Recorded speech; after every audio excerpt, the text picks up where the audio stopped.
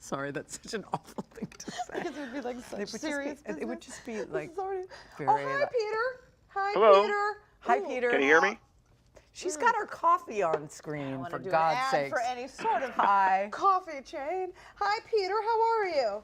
Good. Good morning. How are you? Good morning. Where are you? Adjusting my cowl. I'm in San Jose, California. Okay. Hey. Hi. Same time zone.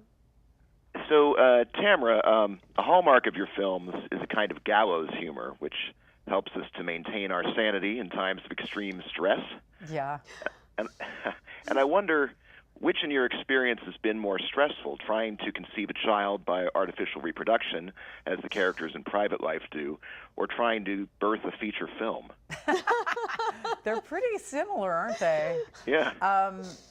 Yeah, I mean, there was actually a period a long time ago when I was ping-ponging, not with this movie, but actually when I was trying to make The Savages, 12 years ago or whenever it was, before it was financed. I actually have journal entries where I was ping-ponging between, fertility clinic and trying to get my movie financed. I just remember just doors closing in it was bleak.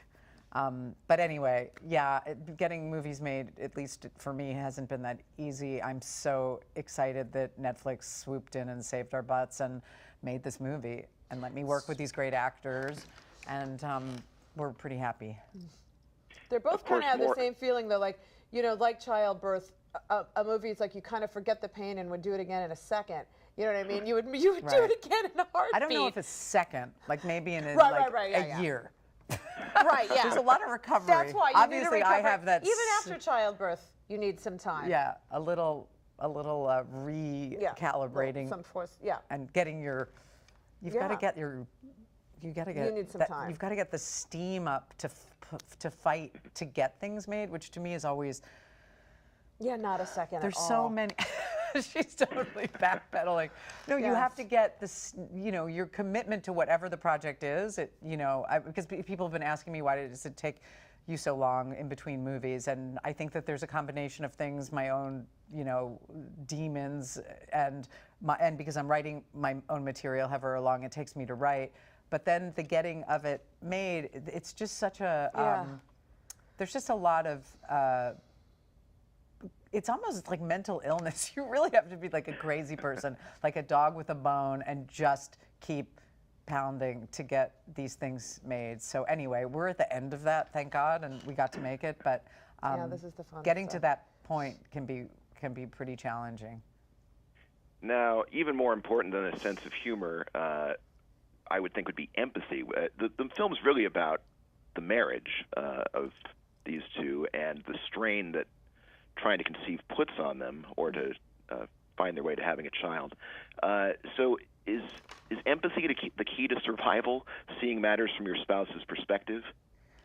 Yeah, I think that, empathy is pretty important as an artist, I think, in order to make things and to drop yourself into every character's.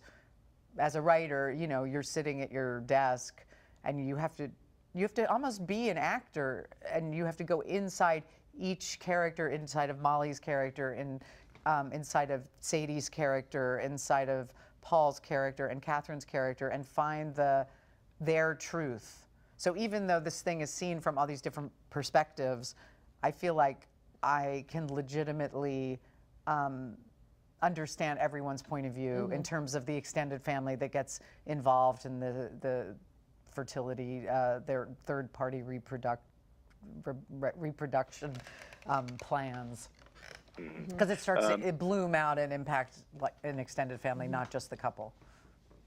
And before I get the hook here, Kathryn, what has it been like being in a sham marriage with Paul Giamatti for a while? Sham. Well, I never met him before this, and he. We just fell into such like an easy. He's the best. He's this. I have such like fond, dear memories forever of just being in a really small very small apartment bedroom with the three of us and our amazing DP. I love how I get to be in the bedroom scene. Oh, yeah. It was a really tight set. Yes, it was a very loose marriage. Yeah. And just to It was a threesome. It was a threesome, foursome, and just figuring out these like beautifully written scenes together, and just like, yeah, he's the greatest, and he lifts you up as a performer for sure. Yeah, it was really kind of amazing because it really was Paul surrounded by all these women. I mean, there's obviously other men in the movie, but really predominantly it was just us, me and Kathryn and Kaylee. And Paul and Molly, and it was just a lot of crew. dames and Paul. I think that was kind of sweet. Yeah. Well, it's been a great pleasure talking with you. I wish you the best of success with the film. Thank you so much.